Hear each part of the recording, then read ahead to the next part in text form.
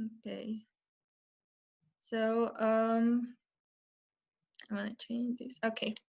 So I'm gonna share my computer.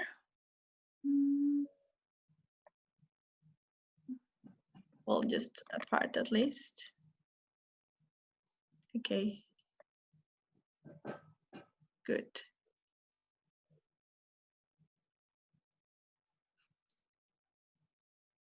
Okay. Okay, can you see my computer? Yes. Good. Well, it's not from the beginning. I need to go forward to all that we did last time. Okay. Okay. So last time we talked about Carol's context. I mean, the man that became Saint John Paul II.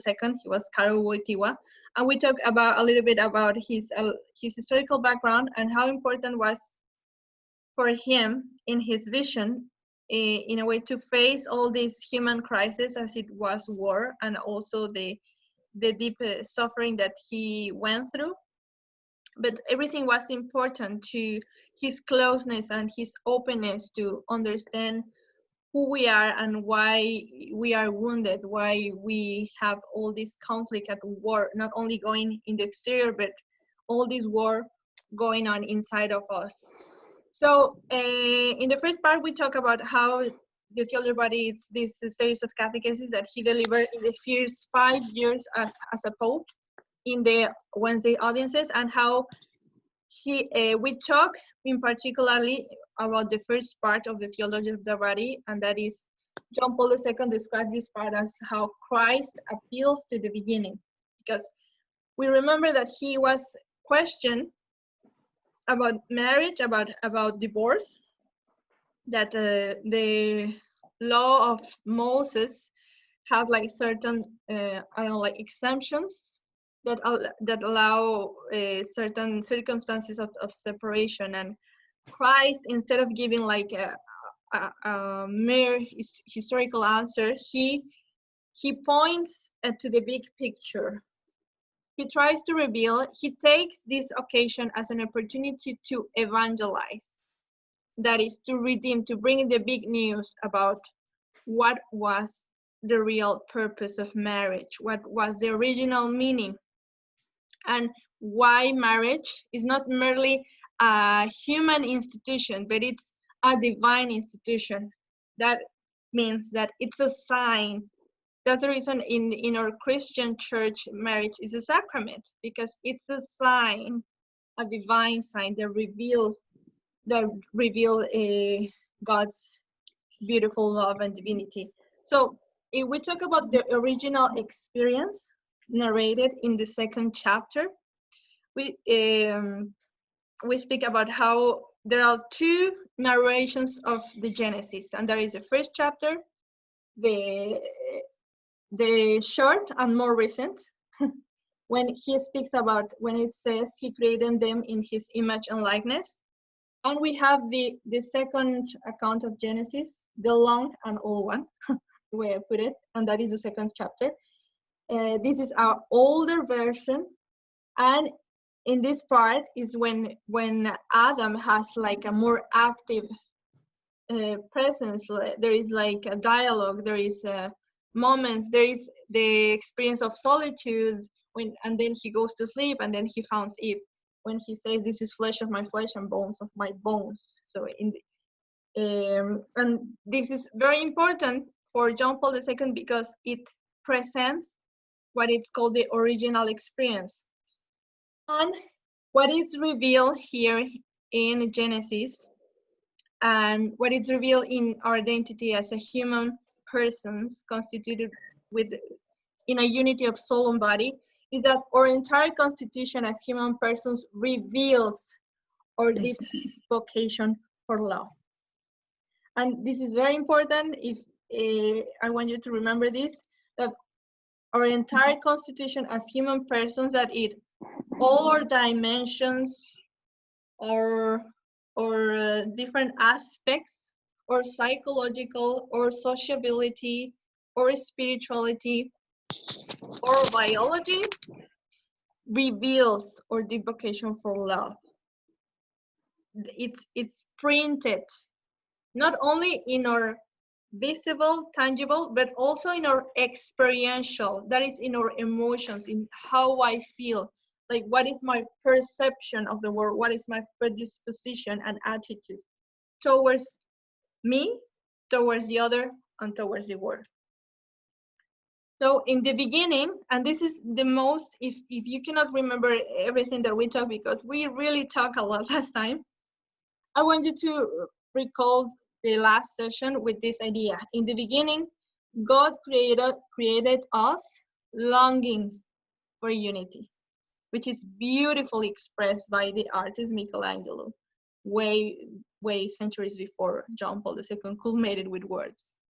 We find in this beautiful image the nakedness of the body, and how in the original experience, nakedness is not a motive for shame, but rather it's in nakedness, in the encounter of naked Adam with naked Eve, they are able to fully see, they don't merely see a body, but in the body they see a deep human person, a person that has this spiritual dimension. So in the beginning, we are able to see more than we can be able to physically see.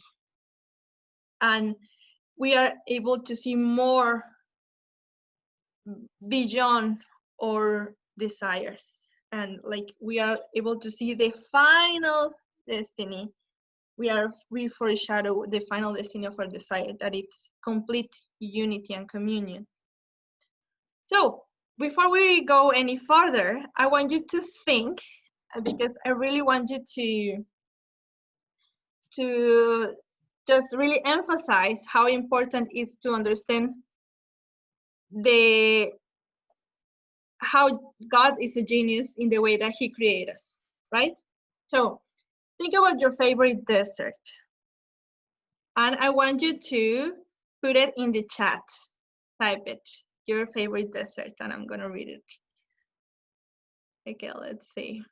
I've got a thing that says, oh yeah, I've got to press that button and it says chat, doesn't it? If you cannot put it in the chat, just you can say it. Where only. I put it?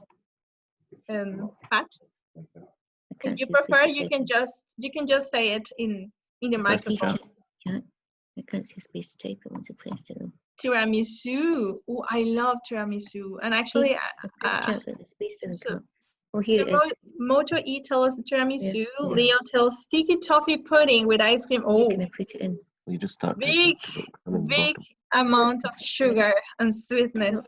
My God, toffee is so sweet, but it's so good. It's okay, I've got it. What is bibinka and doddle?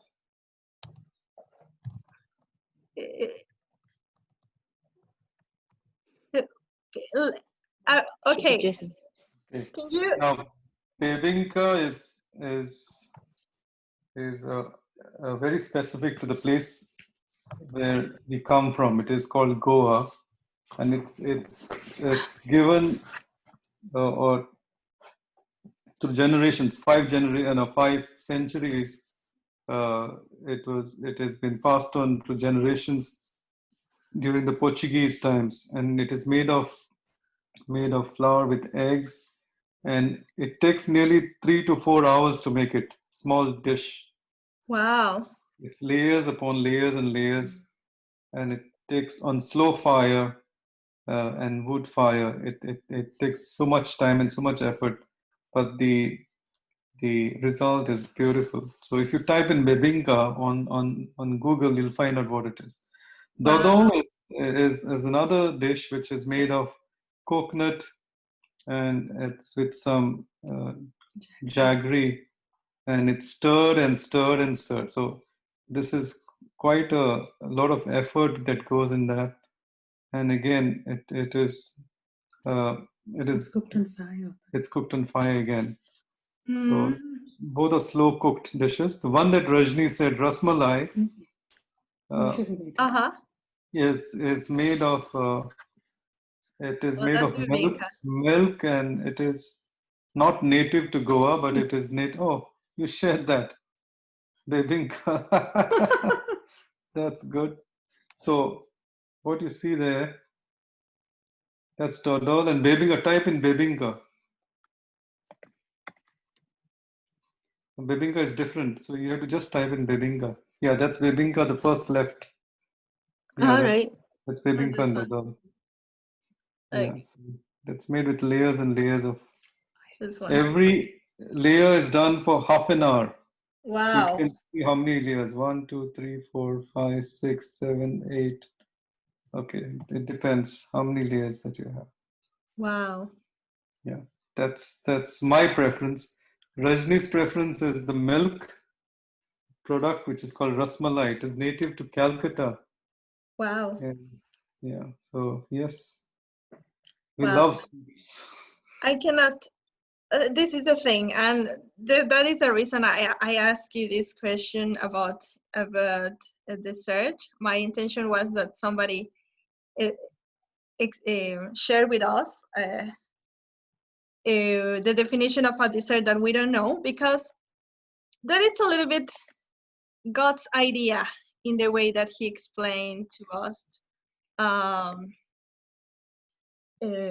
love. And I like using this analogy in a way to identify a little bit why God created us in the way that He created us. So we can have the knowledge that bebinka is a dessert that has so many layers that requires all this preparation. We can have the knowledge of the ingredients. We can even have the knowledge of all the chemical reactions that are required to create this as it looks like beautiful, delicious dessert, right? But I have no idea what does it taste. And that is a knowledge. You maybe can tell me, oh, it's sweet and maybe has like a little bit of this, a little bit, but I can actually not know what is the taste of bebinka until I taste it. So in a way, we can understand the beauty of the body or the design of our body the same way that we understand the beauty of desserts. We can talk, we can have classes about desserts, about how to make, but if we don't try it, we don't have the full experience of what it's the beauty of bebinka and dodol and toffee pudding and all of these delicious desserts. So in that way, how God is gonna teach us about love? Well, He of course give us the rational part that allow us to understand and to knowledge and to comprehend the world and to research and all of that. But He actually created us in a way that we experience love in our bodies, in and through our bodies. We not only experience love, but we are able to make the other experience love. And that experience can be lived in many different ways. We can experience love in the presence of a friend that listens to us, in a good in sharing a pint with a good friend, in hugging my grandma, in giving a kiss in the forehead to my son, in many different ways. But there is one particular expression of love that it's for humans is above of them all, and that is the sexual embrace that men and women are able to express in their bodies. Why this is the highest because this is the most deeper, and is the one that better that it's the best sign to communicate God's love. Why is the best one? Because it's a love that is based on complementarity. It's a unity, and the bond it's a unity so deep and so strong that it's a unity of a lifetime. That's the reason that marriage has such a central meaning in Christian theology, because marriage is revealing more than just the love of two persons. Marriage is revealing what is the dynamic of God's love, and that is a full unity and belonging. So man and women unity does not compare to God's unity. Of course, it's different, but it's foretaste. It's like a little taste of well, not a little taste.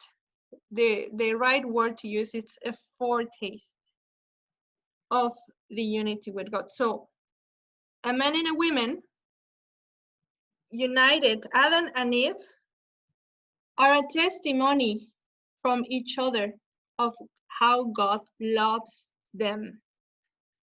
So they're each other.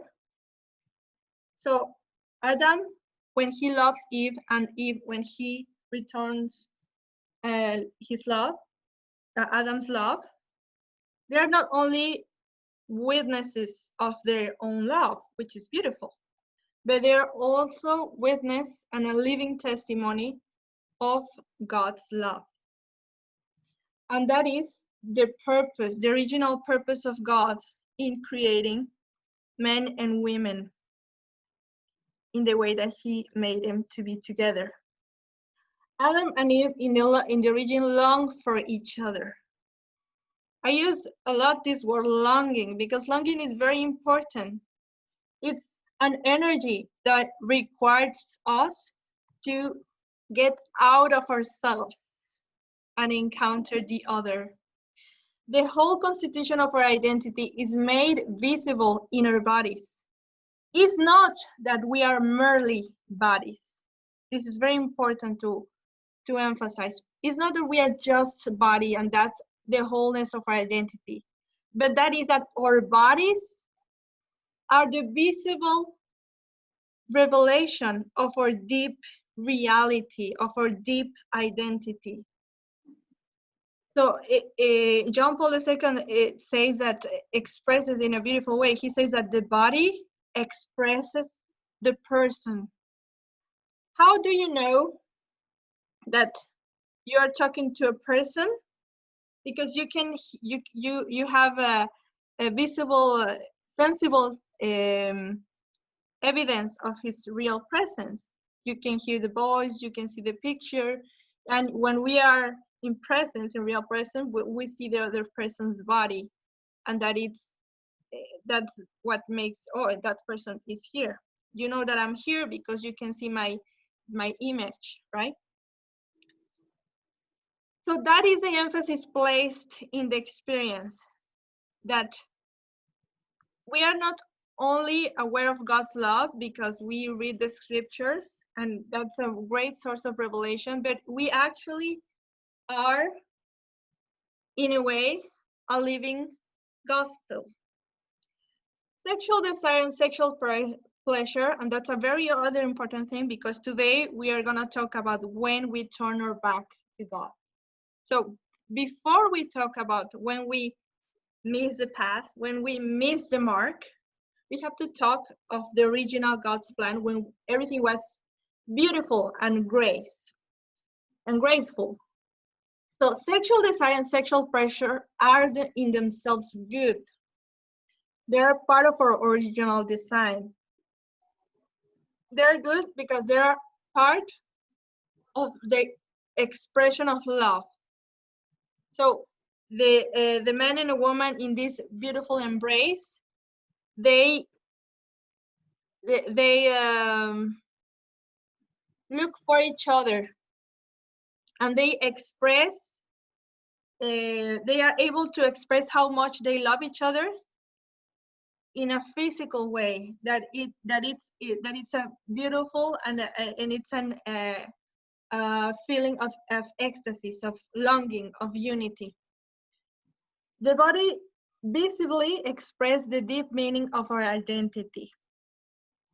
And that is that man cannot fully find himself except through a sincere gift of himself.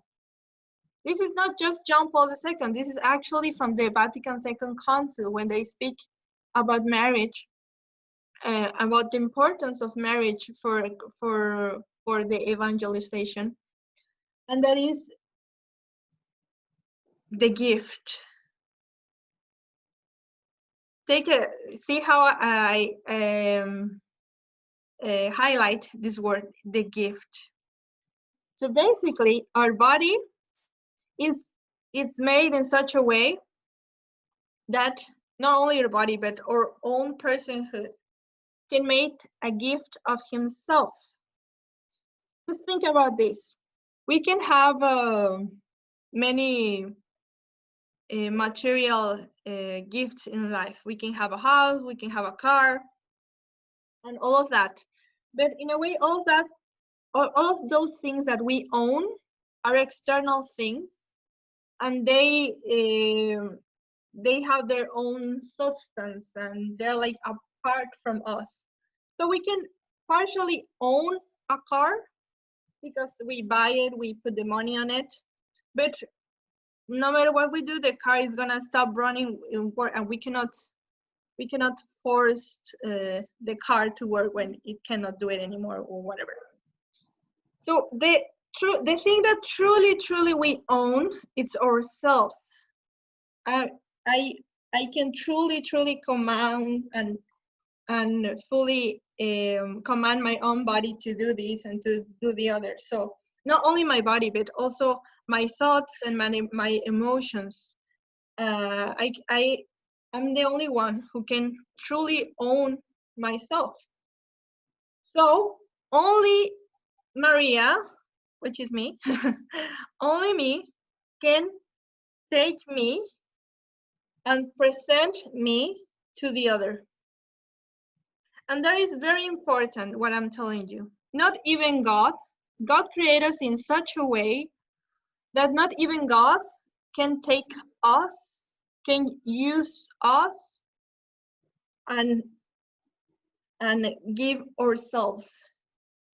No, it's like, and I always use this example. So it's like God created us ourselves, and He gave us the key of ourselves. So that is the freedom. God created us in such a way that He cannot take Maria and, okay, I'm gonna give Maria to others. No. God gave Maria to Maria, and only Maria can take Maria to say, okay, I give myself to you, to my community, to my family, to my friends, and in the ultimate fulfillment of human femininity and male masculinity in marriage. I mean, not ultimate in the ultimate destiny, but for this reality. We're meant for love, for communion with another, and this call to love is inscribed right in our bodies. And man's body doesn't make sense by itself, nor does a woman's. By contemplating the other in the beauty of sexual difference, we realize that we are called to be a gift to one another. we discovered that the body has a nuptial meaning, has a spousal meaning. That does not mean that we are all called to have a husband in the case of women or a wife in the case of men, that everybody should get married. No, that is not the meaning at all. What it is a meaning is that we are all called to a unity, as if a nuptial unity between men and women. But we're not everybody called to that particular unity, but we are called to a community that it's symbolized in marriage. So before we go to the next part, I want you to understand also, to give you a brief understanding of what theology of the body entails as a whole. This is the structure of the theology of the body. So John Paul II presents this. This is the whole thing in two parts. The first part, he covers which is a sort like a history that is divided in three parts, and it has the second part. So in the first part, he's reflecting on the gospel, of course. He says there are three fundamental parts of the gospel that are a great source of revelation for identity as human persons. We talked in the last session about the original man, when Christ is questioned about marriage, and he points to the beginning. At the beginning, it was not so, and that's the reason we saw Genesis. So then there is a historical man. So Christ, in this part, Christ, instead of appealing to the beginning, now appeals to our human heart as it is right now. That's the reason is a historical man. The original man, in a way, it's outside of history. That means we are not gonna see Adam and Eve. We're not gonna talk about on which period of history Adam and Eve exist. We are not gonna do that, because that is not the purpose. Genesis in the first chapters is not an historical account of humanity. It's a theological narration. That is, it's a narration written to reveal man's purpose, but it's not historical. Okay, this is very important. What is historical, and that is, it's inscribed in our the history of humankind that we know, and that is God's Christ's words, and the Gospels are part of our history. Christ incarnate in the year 0 and 2000 years ago and all of that. So this is important, but Christ's gospel refers to everything in humanity. Christ talks about our history, who we are right now, how God created us at the beginning, and what is our ultimate destiny. Christ in the gospel reveals these three things: this origin, meaning, and destiny. So that is the third section of this first part, is the eschatological man, when John Paul II reflects on Christ's words talking about the resurrection. And the second part, it's a whole development and reflection on the sacramentality of marriage, but in connection with the eschatological man. So just to give you all of that, it's outlined to give us adequate anthropology. And that is, we cannot fully understand who we are unless we know our origin, our historical reality, and our ultimate destiny. What John Paul II states really clear is that with this, he's not denying all the science all the sociological, anthropological, and historical knowledge that we have about humanity. He said all of that, of course, discerning what is more adequate and more precise, all of that, it's part of our identity. The historical part, the wars, the starvation, the conflict, all of that, it's part of the identity and it's important. But he says, he declares something very important about all of that, and that is that is not all of our identity.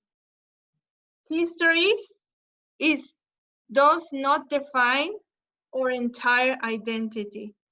And when I speak about history, I speak about history in two senses. History in the sense of the history of humanity, you know, the men in the caverns, the Egyptians, the great old antique civilizations, the medieval ages, all of that, but also our personal history. Our personal history, it's part of our identity, but it's not the whole of our identity. That is, what I'm trying to say here very, very clearly, or at least I'm trying, is that we are more than our sins and our mistakes and our wounds. We are more than that. And that is the message that Christ is trying to reveal in this part. So what happened? What happened with Adam and Eve in the origin? They were created in a perfect way to love each other. What happened? So there is a lot to unpack here, so I'm just going to go to the most relevant aspect of what happened in Genesis 3. In the 3rd chapter of Genesis is revealed the part that speaks about how Adam and Eve became a part of God's plan. So remember, a very important thing about the gift of ourselves is that God gives us the freedom. So the risk that God takes is that he gave us the freedom to refuse, to say no to his plan. So what John Paul II emphasized in this part, and so here is, oh, sorry. So here's the part when the serpent tempts the woman, and the serpent said unto the woman, Ye shall not surely die. For God doth know that in the day ye eat thereof, then your eyes shall be opened, and ye shall be as gods, knowing good and evil. And when the woman saw that the tree was good for food, and it was pleasant to the eyes, and a tree to be desired to make one wise, she took of the fruit thereof, and did eat, and gave also unto her husband with her, and he did eat. And the eyes of them both were open, and they knew that they were naked, and they sewed fig leaves together and made themselves aprons. So there are many things unpacking thing, but the first one that I want to point is what John Paul II describes that when did actually the separation or the break with God's plan happen? It's not in the instance where they eat. When everything starts falling apart is when they doubt. And that is when they make that choice of eating the fruit. It's not when the moment when they eat, even if in the narration looks like that, but actually in the moment that they doubt of the gift. And this is an expression that John Paul II uses. Doubt is cast on the gift. And we have this excellent, beautiful image design to explain what happens with original man. So original man, it's by this doubt that is it's a seed that is planted in the human heart, like a plague. You know, like some plagues in a plant. Some plagues are so bad for the plant because they are rooted in the roots. So when the plant grows, the plague grows as well. I don't know if any of you have plants or have even taken care of plants that have like a plague. And you can see like some plants get like these bad herbs from the outside, but some other plants get like a disease and start like getting like in the roots. You can see like little stains or things that shouldn't be in the plant. So I like to use that as an analogy of what happens with sin, and that is sin corrupts our very internal structure. So sin is not a corruption only of the body, but also of the heart, of the soul. So sin, this separation between original man and the historical man, it's because of sin. Sin blinds our eyes and doesn't allow us to see, because that is what doubt causes in our heart. And that is that we doubt God's plan and God's gift. And once that doubt was planted in our hearts, we're gonna become blindfolded to God's plan and meaning and identity. It says here in Genesis 3:5-1, the human heart questions God's gift of creation, of love of the other, of himself and God's image.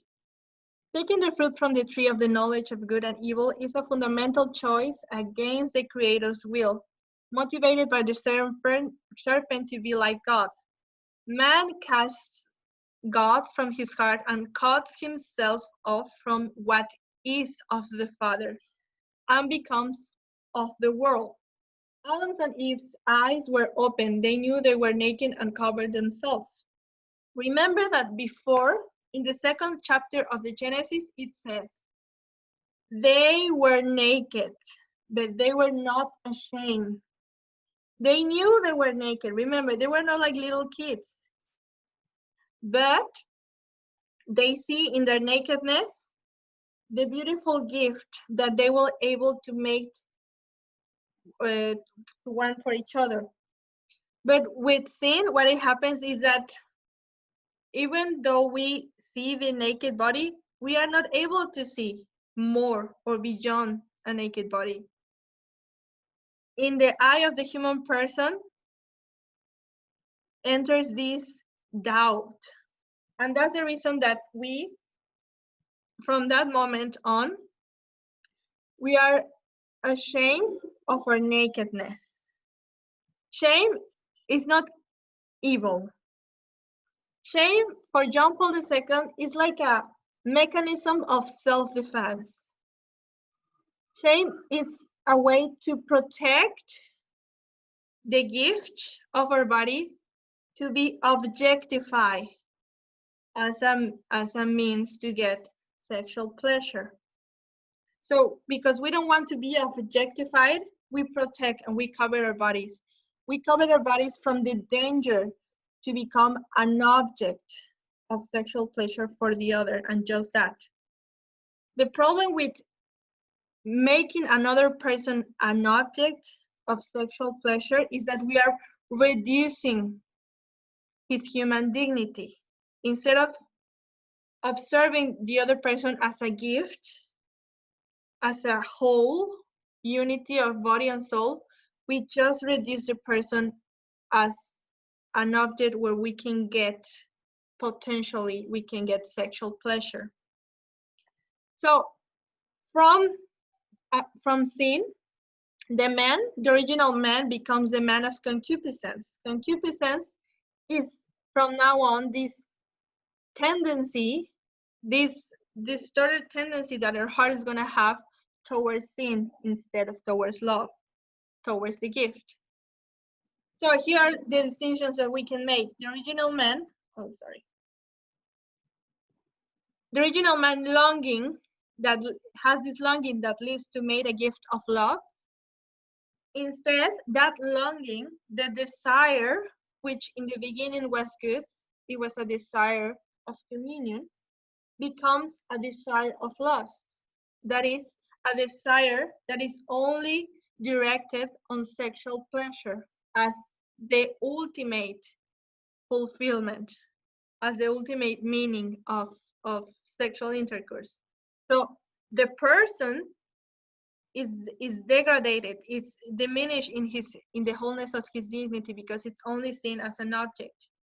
And that even though this is reflect on sexual pleasure, is not only on sexual pleasure, but also person can be used in many ways and can be objectified in many ways, not only in the sexual dimension. A person can be used and can be reduced as a mean towards a different end in many ways.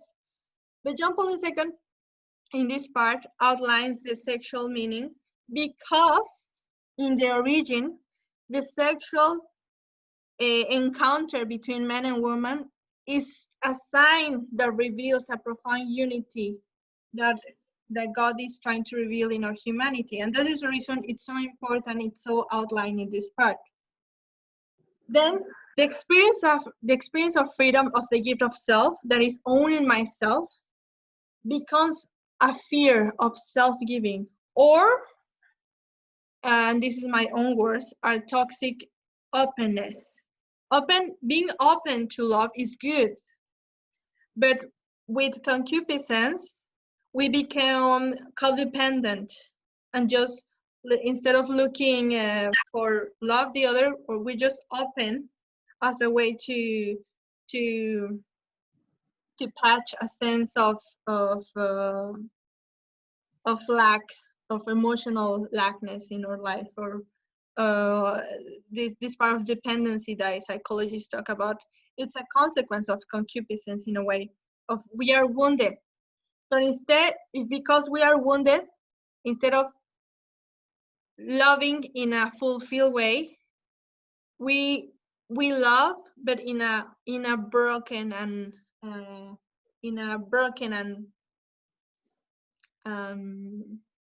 unbalanced way. Naked without shame becomes shame is needed to protect ourselves. Difference between men and women is a call for communion. It's a call for complementarity, for a deep complementarity that it's given by the gift of difference. So because of sin, differences become a separation, a source of conflict. Just see how many people, not only in marriages, but in general, in many places, men and women struggle to understand each other because, why, you're such a man, you don't get women, right? But that's a consequence of sin as well. And also, so this is consequence for the other, like consequence in the relationship with the other, but there is also consequence in our individual experience, and that is there are many things, but the most important that I'm going to outline here is that body and soul in the beginning, in the origin, is lived in unity. We are not we have no distinction in a way. But for the historical man of concupiscence that we are, as a consequence of this of sin, we feel fragmented internally. And I give you a very small example. Have you ever feel this very fragmentation of our souls when we want to eat more, but we are filled?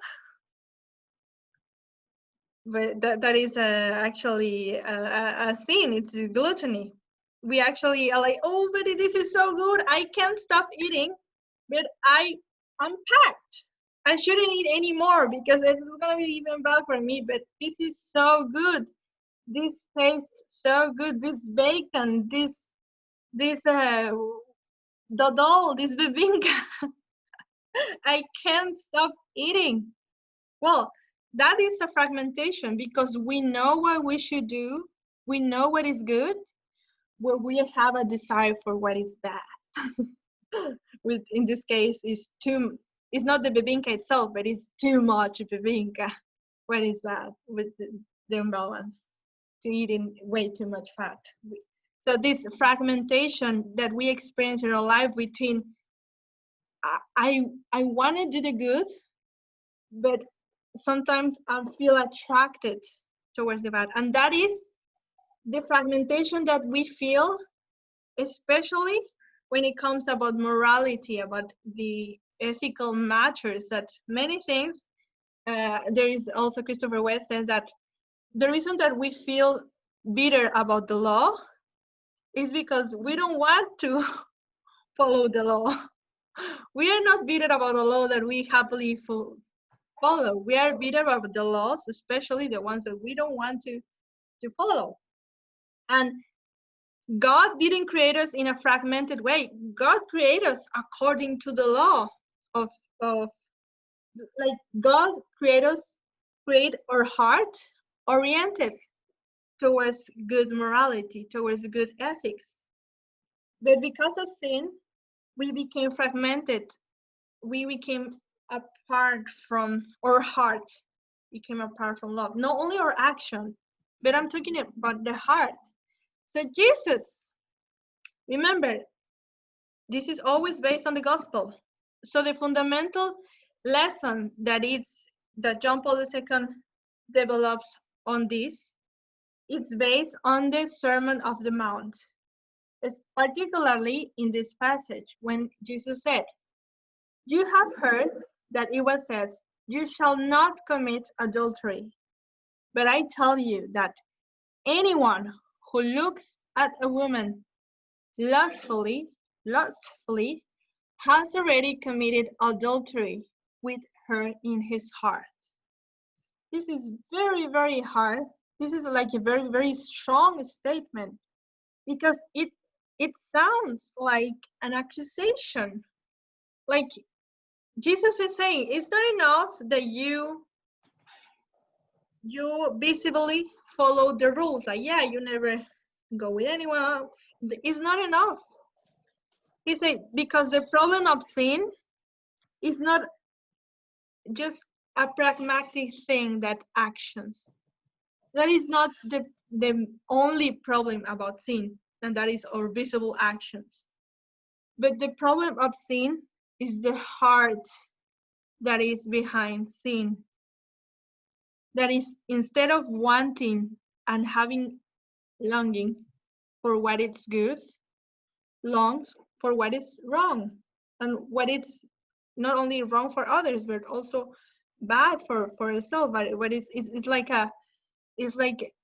we have a desire of drinking that poison that is sin, and that is, of course, expressed strongly, especially when it comes sometimes about our sexual desires, that sometimes feel distorted, feel like against me.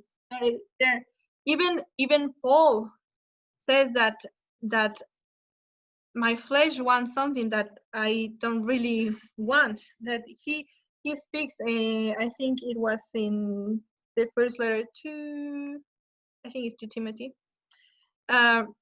He speaks about this contradiction that he himself, as apostle of Christ, feels this fragmentation. Well, that's a consequence that comes from sin, from original sin, and that is that from now on, from original sin, we're gonna feel in our heart this struggle. But this is not an accusation merely. It's not an accusation that I'm gonna follow you, I'm condemn you in your heart. It's actually an invitation of deep redemption. Christ appeals to, he's not accusing our heart, but rather appealing. In the same way that in the first part, Christ appealed to the beginning, like, no, don't understand marriage in historical man. Understand marriage in the big picture that God created it to be. In the same way,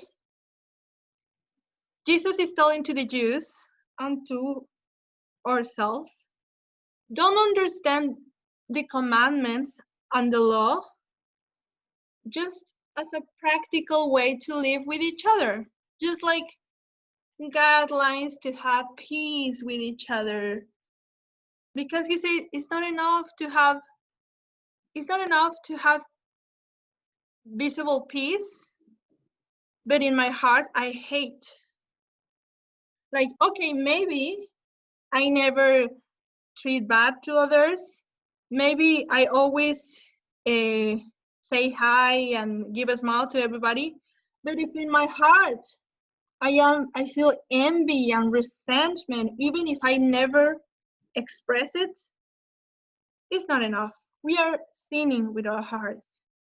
If we hate, if we maybe, okay, but I never kill, okay, but you hate, you don't forgive, or you have all of these things in your heart that are apart from the law. So maybe, and that's the reason Jesus was very, very strong when he talked about with the Pharisees.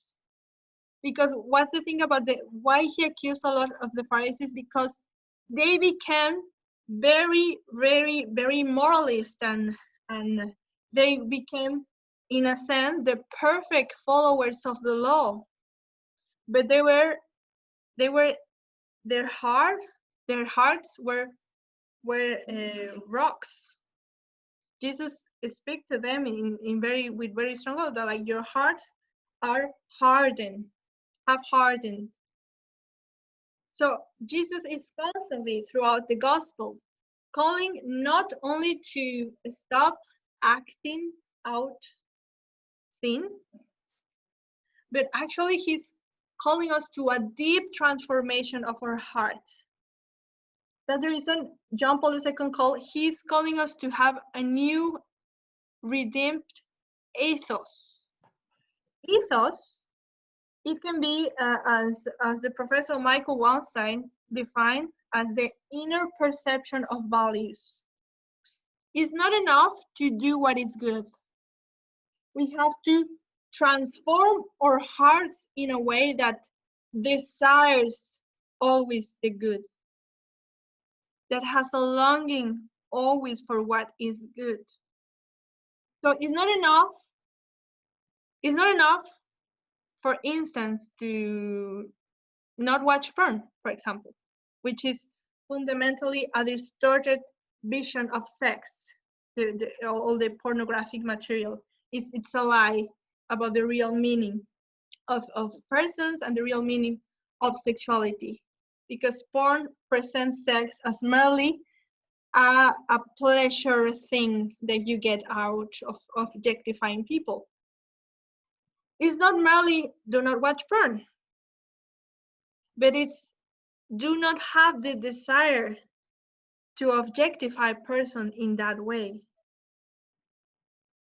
But it's not do not, actually. It's even further. It's love.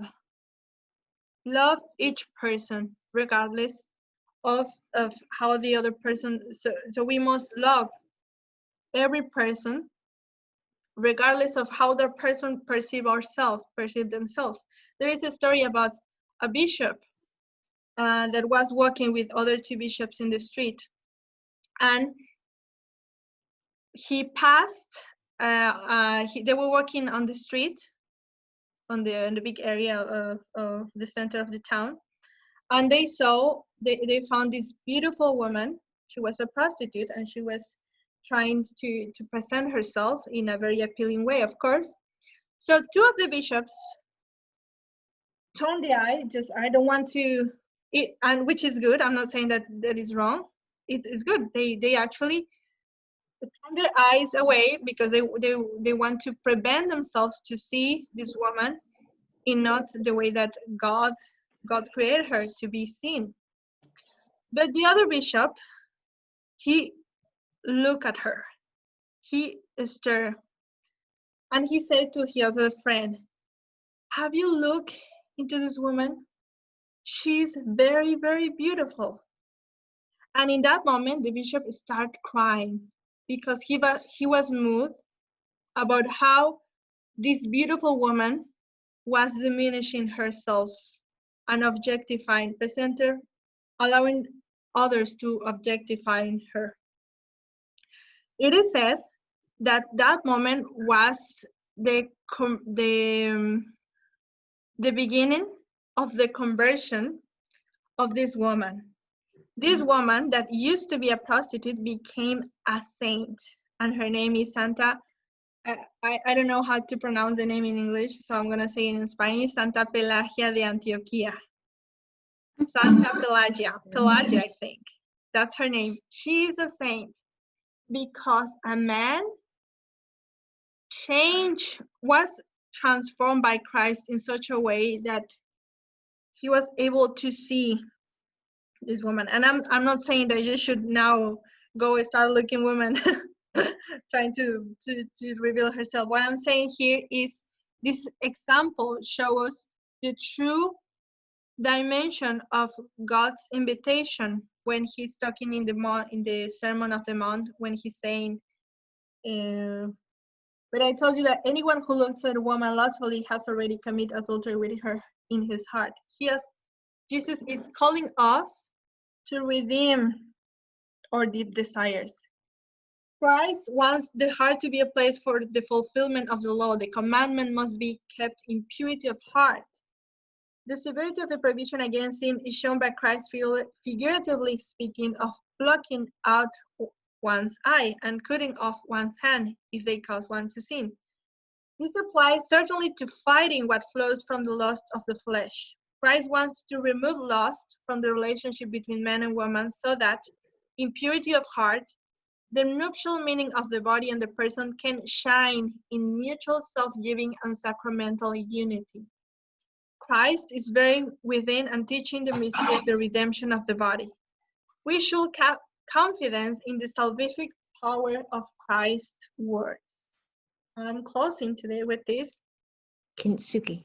And I'm going to start with that again next session, which is we are not called to not sin merely, and that's it. No, we are called to redemption, to fully love in the way that God created us to be. So there is a beautiful analogy to understand a little bit what is God's purpose when he sent Christ to redeem ourselves. So God incarnate in the person of Christ to reveal humanity in the way that it should be and was created for. So when the promise of redemption is not a promise of restore us to our original man, to become again that Adam and Eve that we were in the beginning. So that is not God's plan, but actually is taking us, so we sin, we screwed up. So God, from our wounds, he has, with his love, with his mercy, he's capable to create something even more beautiful than was in the first place.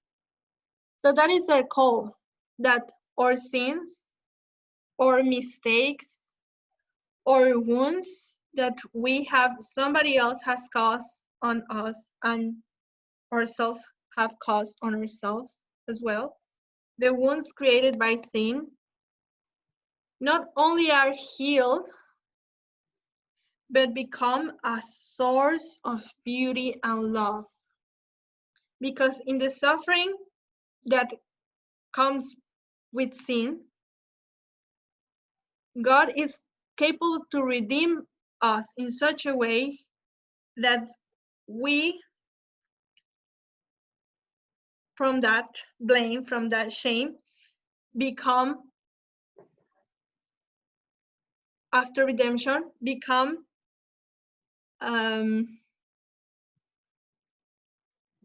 we become, I don't know how to put it this way, we become a higher or a more beautiful gift that we were before. So only, it's not that, okay, thanks to sin, we can have that. No, it's that God is capable to create beauty from the ugly. And that's the power of his grace. And this is the perfect example that we always use. That's kintsugi. Kintsugi is an Japanese art. So, wait, I need to do something before.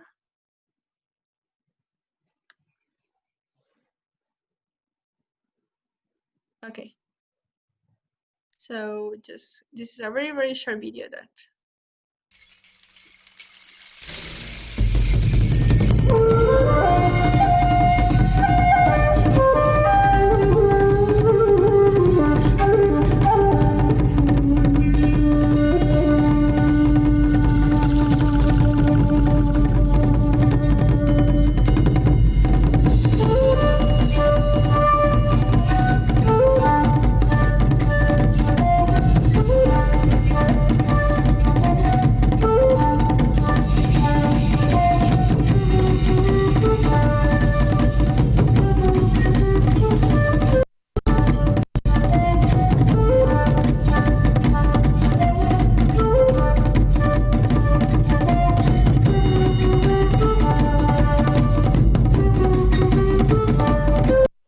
Okay, there.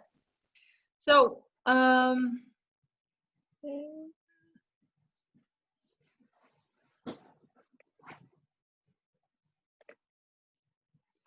okay, so we leave that with that image. So, kintsugi, it's a Japanese art when they take a broken plate and they pasted back all the pieces with gold. So the plate original has a value, originally has a great value. It's pretty, but after it's restored with gold, it becomes, it acquires a great value, even more value than the one that it had before it was broken. So with that image, we're gonna pass, next time we're gonna start again with that, because that's what we're getting at, and that is the redemption of our bodies.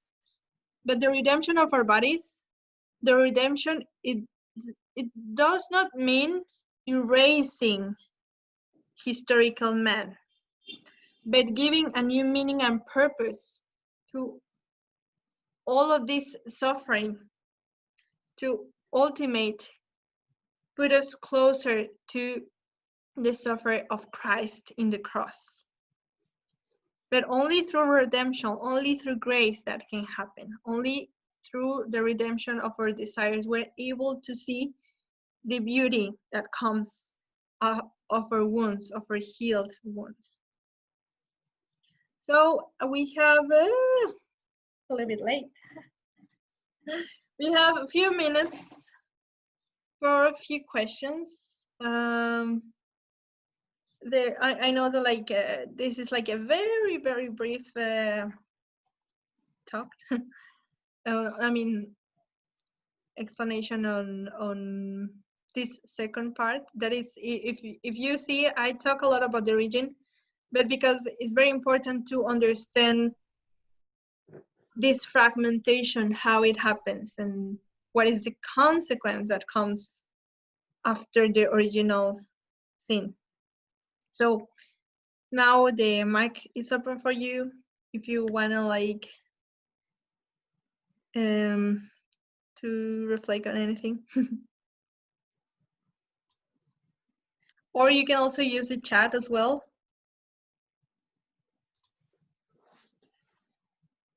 Okay, Leo? Yeah, no, I don't have any specific question, but I think Or comments, yeah, no, I think the kintsugi, that analogy, I think is very good. I think it explains very clearly the direction that God wants us to go. So I think it's I'm beginning to get it, as they say. So yeah, that's we're gonna unpack more of that. I actually I feel like Well, it's kind of like on purpose that I leave inconclusive the sessions, or like with more like what just happened.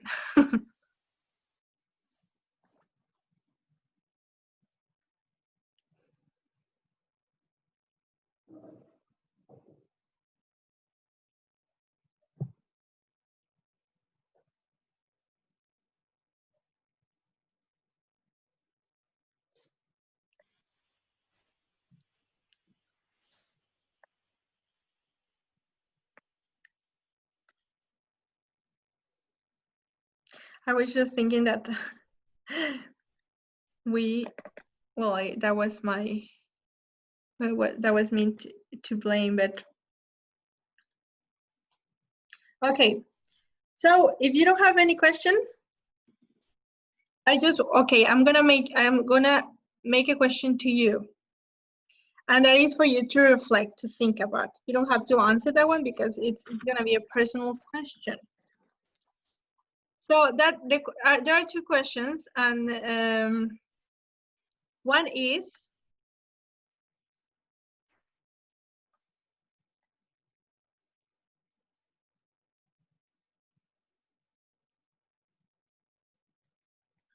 what are, I'm gonna type it around.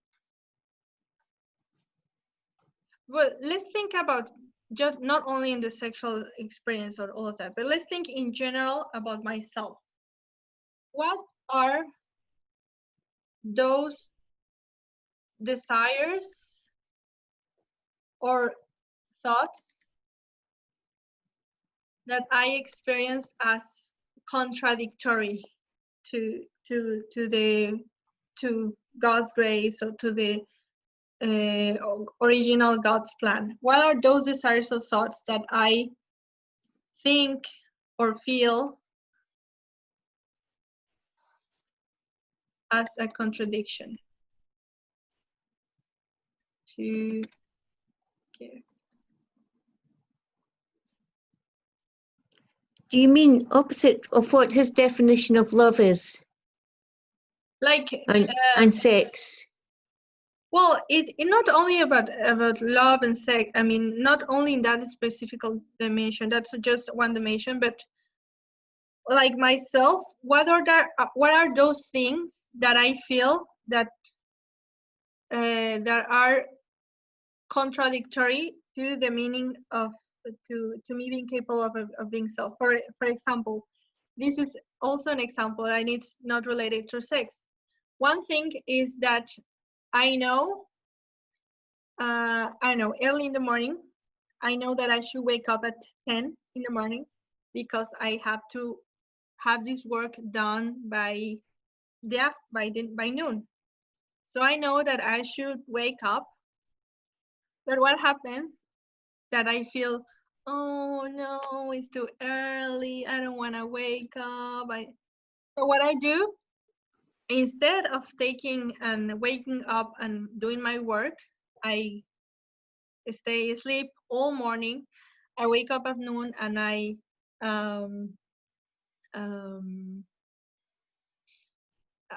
fail into completing my assignment, and I well, in this case, there is a consequence of with my job for not making and not fulfilling my duties, but it's also a sin. It would be the sin of being what is the sin when you're lazy? What is the name of that sin? Sloth, I think. Exactly. So in that case, the desire. So we have this contradictory desire between doing what is good, but at the same time wanting to stay in bed, or wanting to do.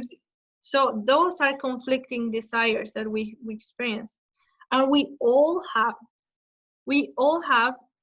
a special area of a struggle that we feel like I should do this, but I want to do this, and sometimes I feel drawn to what is bad and what I know is bad, but I feel like it's sometimes the need to stay in bed all day, it's stronger than desire, the will to do do work and to use my time, to not waste my time, and to use it properly, to use it for a good cause, for a good work, for whatever. That's so what I have to think, and what I would like you to reflect in, what are those desires or those thoughts or those actions that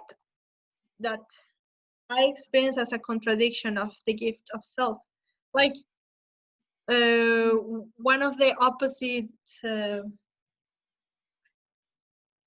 oppositions, contradictions of love, it's selfishness.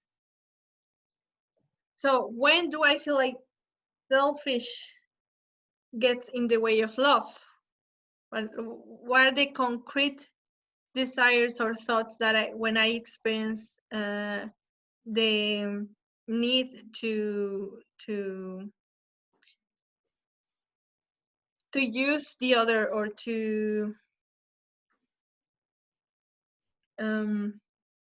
because we have to make a distinction. To taking care of the self is not being selfish, and we have to be careful with that. Taking care of self is taking care of the gift that God created. So it's not that we shouldn't take care at all of ourselves, and is not that, and that's also like a thinking it that way will be also like a distortion. Like, do not have a good care of ourselves, it's also like a distortion of taking good care of the gift that God created us for, self of owning. And I mean, at the end, also it's also in the Bible that says that the body is the temple of the Holy Spirit. So, and we can see that in that distortion also, like this distortion of thinking the body and the soul as things that are separate. So all of those thoughts, all of those ideas are contradictory to the gift of self that we are capable to do. So I'm gonna leave you with that. We are just almost 8:30. Well, it's 8:24. But if you don't have any more questions or comments to make, that question is for you to reflect on yourself personally, okay? And think about that. And next session, we're gonna end up. So we talked that there is actually like 4 parts on the theology body, but the third session, we're gonna speak about the eschatological man. We're gonna reflect a little bit on Christ's words about the resurrection. He was questioned. See, so many of these things is like Christ is questioned and then he answers, and in the answer he reveals more than he was asked before. So Christ is questioned. He's asked about a woman that got married 7 times and becomes a widow 7 times, and so they ask him, Jesus, who is in heaven? Who is she married to? So that it's one of the questions that when Jesus is like, okay, it's time for you to know something very, very important. And so we're gonna speak a little bit about that, and we're gonna speak about the other vocation that we haven't talked about. That is we have talked a little bit of the marriage, very, very little. So there is also the priest and the religious vocation important for the salvation, and it's of course unfold here in a beautiful way. So we're going to speak a little bit, just a little bit about that. Okay, how's that? Okay. I think thanks for that. My understanding from this session, I was not there for the previous session. Just to what I felt here was that you can see the previous session. I recorded it if you want to. So from what I gained from this session is that when God created man, there was perfect love. there was this perfect love between man and God. Yeah. So what you saw in Michelangelo's depiction there was again an understanding of perfect love, wherein there was no feeling of that, okay, that nudity or lust or anything of that sort in during that situation of perfect love.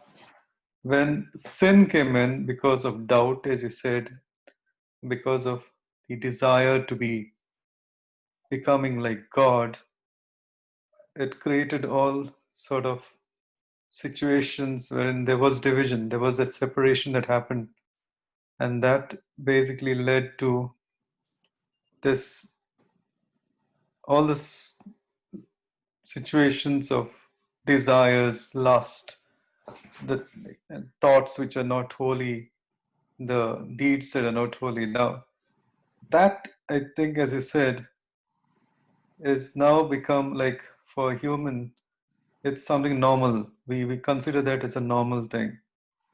Yeah. So if you Yeah. talk with any person who is a lay person, will think, oh, that's very normal to have these desires. That's very normal to have these situations of lust. That's very normal to look at another woman with that feeling of, of lust. So, which actually is contradicting to what Jesus told us when he came on in his human self and 100% divine self, when he showed how to love, and that is first love God, second love yourself, and also love your neighbor. Now that I think is also what you showed there is, if you love yourself despite of all the cracks in the Japanese bowl that you see, and you heal those cracks with this golden metallic metal that you have, or gold that you have, and surrender yourself to God, you can be used as a beautiful vessel in the hands of God for others. And that's where our desires, our thoughts can be beneficial to create more love for others and for self. Yeah, I mean, it's also a thing that I'm gonna go further into the next section. Like, how does actually redemption looks like in a way, and how does it, what does it mean? But it's essential. So a redemption is not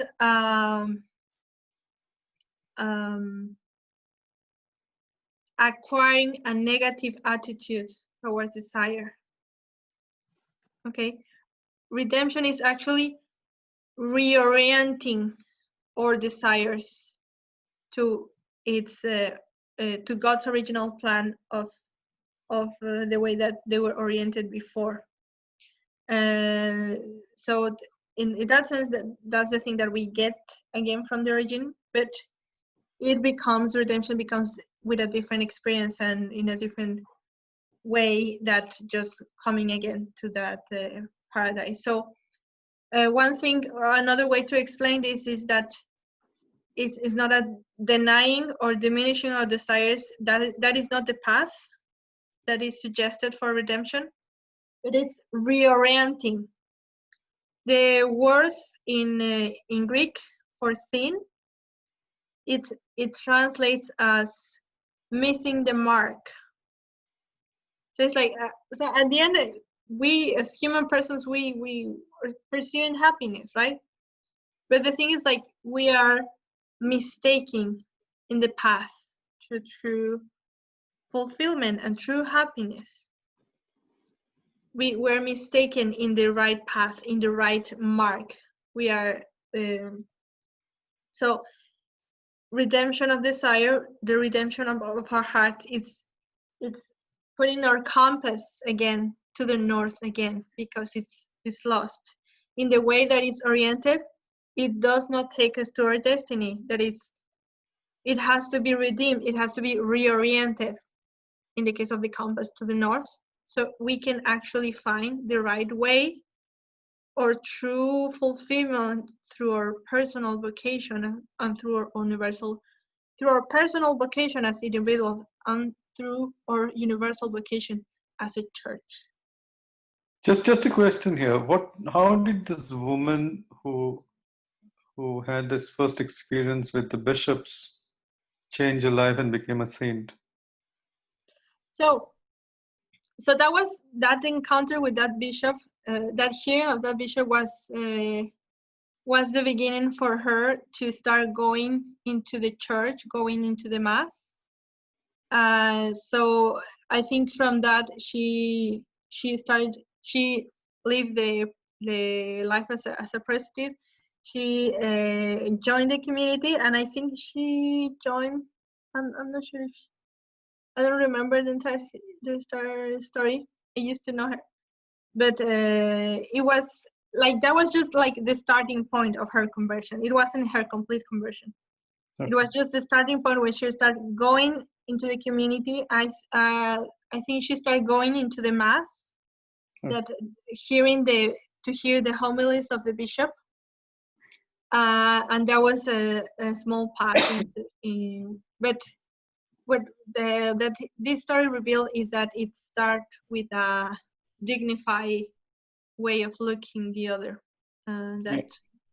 Yeah. Thank you for that. Yes. Yeah, her name is, I'm gonna put it here.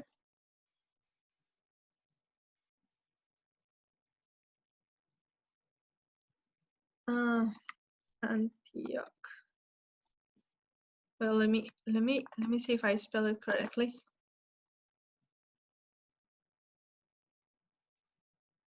That Greece, is she from Greece? Peligos of Antioch. I mean, it will be more Turkey.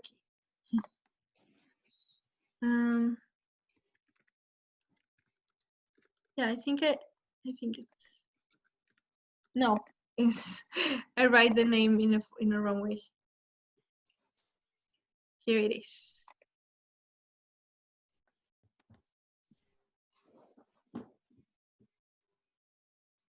Here it is. That is the right way. Pelagia. Yeah, Saint Pelagia. Pelagia of Antioch. Yeah, that is the right name.